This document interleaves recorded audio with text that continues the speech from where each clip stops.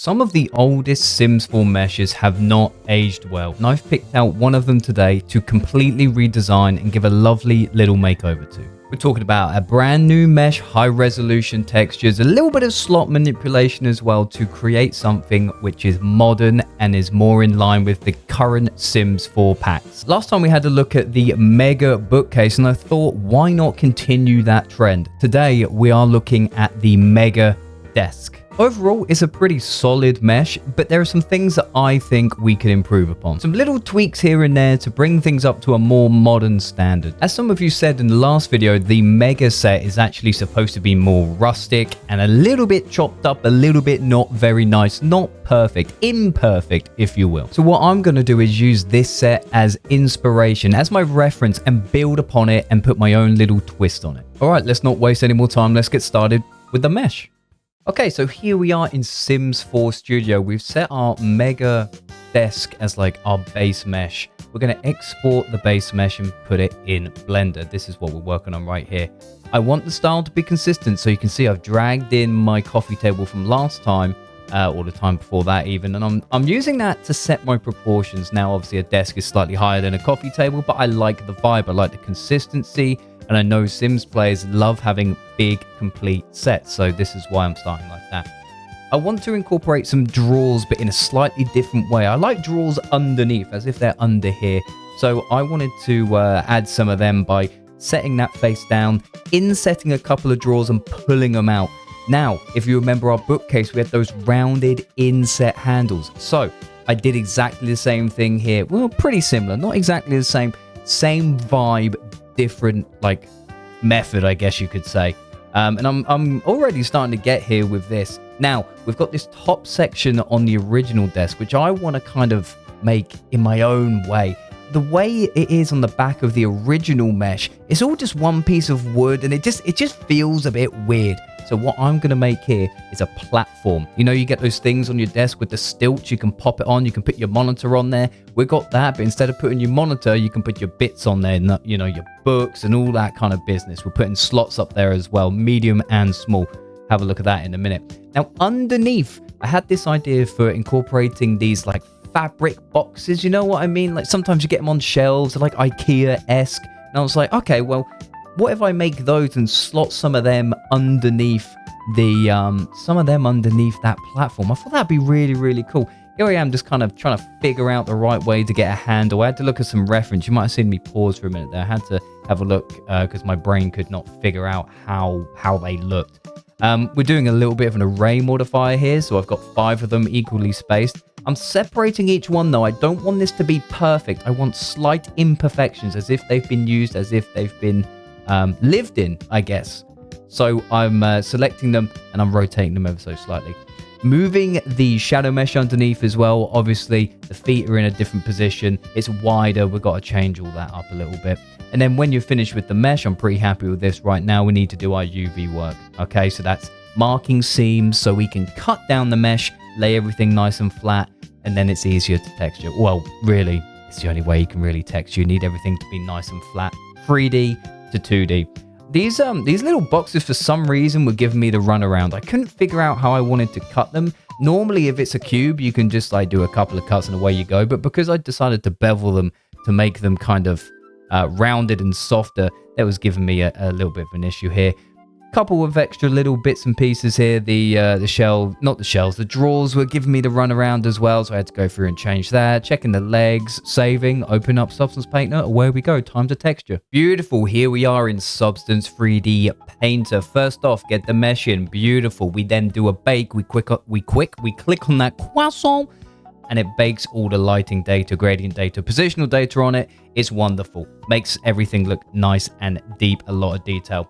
Next, we take our Sims 4 wood CC texture, which we made like a couple of episodes ago.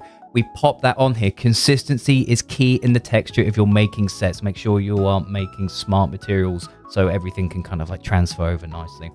We're going to go do some basic masking now. So we've got the wood texture on the, well, technically it's on everything right now, but we don't want it to be on everything. We want the stilts, for example, to be a different color.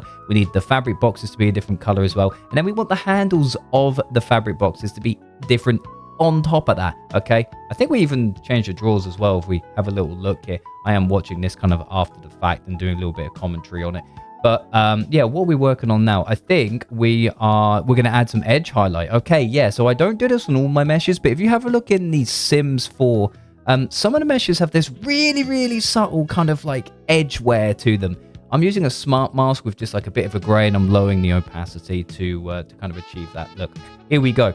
So I've actually duplicated the wood layer right here on that entire folder, which contains all of the components of my wood. Not my wood, you know what I mean. We're going to darken it. Okay, so we're making the drawers right here. We're making the wooden drawers darker. Look at that contrast. It's just that little bit of a change adds so much more depth. Absolutely love it. Okay, now we're going to move on to the to these little fabric bits and pieces. These little fabric IKEA drawers. I don't know what they're really called. I couldn't land on a color for a minute here. I was like, do I want them gray? But that's a bit too cool, as in like cold, with like an orangey wood texture. In the end, I landed on like this sandy kind of color. In game, I believe they're ever so slightly too dark. Just a touch. If I were to redo this, I would bring up that saturation and brightness just a little bit. As you can see, we're kind of getting there right now. I'm checking the grains as we speak here. So I want the wood grain, at least on the top surface and the shelf, to be flowing the same way. And I managed to get my UVs correctly, so that's exactly what we've done.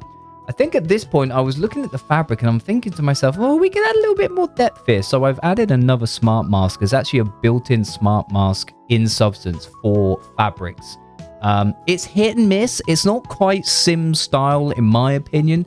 But I wanted to add it anyway, because when you really zoom in, just having that slight different color really makes it look like that those little drawer pieces are made of thread, that little bit of contrast. I can zoom in here very, very quickly, but you see the lighter sections and the darker sections. It's almost those imperfections in the thread color or how the light would hit it. It looks really, really nice. Anyway, that's the texture all done. Now we've got to go back into Sims 4 Studio and put everything together. All right, back in Sims 4 Studio right now, the program that makes it all happen. We're going to go through these different levels of detail, these LODs, and start importing our mesh from the Blender file on top of them. Technically, for different LODs, you want lower and higher level of detail. So if something's really far away, it uses a low level of detail. When something's close, your camera's close to it, it uses high level. It just makes things more performant. I haven't bothered with that today. But if I do like proper packs in time, I probably will do. Right, last thing to do, shadow mesh. You may have actually seen it. Some of you were keen-eyed and saw it on the bookshelf last time. You saw how the books had their shadow kind of like translucent. You can kind of see through them. You could see the shadows. So to prevent that, you need to make sure your shadow mesh is correct, which is what I'm doing right here. Basically, you take your current mesh, you lower the geometry, you make sure it's a perfect silhouette of everything, you import it as a shadow mesh, and that just means that light will reflect where it needs to reflect and light will not pass through where it should not pass through. Make sure everything is nice and opaque where it needs to be. Okay, what part are we at now? We're putting our textures in. Look at that. So the textures we just done in Substance, they have now gone on top of our mesh, which is wonderful. We're filling in the details. Of course, you have to. I'll put my socials in there, the TikTok, the YouTube, all that business. Now, this is it. I'm watching my language. Someone said I need to watch my language. I'm giving it a go. I'm holding my tongue. The slots, boys and girls. Now, we're quite lucky. The original desk had quite a lot of slots. You could put loads of stuff on there, man. Absolutely loads. So I think we're pretty blessed right there. However, your boys still went in and upped it a little bit. You see those three on the top? Those three right there, we love it. They're just smalls. We don't want to just be able to put smalls on there. I'm upping it to mediums. That big red one, I was like, oh, I wonder if we could get away putting large on there. Little bit too big. The shelf is not big enough for a large slot, unfortunately. Anyway, we amended the slots and we've moved the position of some of them as well. And that is that, honestly. Like, we go in, do the textures, make sure the meshes are up to date, get your shadow mesh in there, change the slots if you want to change it, save the package, put it into your EA mods folder, boot up the game, and let's see how she looks. Here we are, ladies and gentlemen, the mega desk in engine in The Sims 4 with proper lighting. Let me know what you guys think. I had a great time making this particular mesh. I think it takes what could have been improved, just elevated ever so slightly. I love the drawers underneath. I think the fabric little sections nice little touch. I'm not sure we have many of that in The Sims, okay? The chunkiness, the character, the overall vibe is still there, but once you see it amongst the other custom content that we've been making, it just belongs. And that's exactly what I want to do with these custom pieces. I want pieces that feel like they belong, but really, it's up to you. Let me know what you think. Boys and girls, thank you ever so much for watching and for being here. The feedback on last week's video has been nothing but absolutely astonishing. So thank you ever so much for all the love and support on that. I hope you enjoyed this one just as much. But now, I need some ideas, dude. Okay, I need to know what you guys want to see me work on next. I have got maybe 2 things left that maybe I could do in this mega pack, but I've been told that there are a multitude of Sims games with a multitude of meshes that you would like to see in The Sims 4. You never know, I may be able to cook it up. But thank you again, boys and girls. I hope you have enjoyed. Leave any feedback, any comments down below. I read absolutely all of them and get back to as many as I can. Thank you once again, and I'll see you all in the next one. Cheers.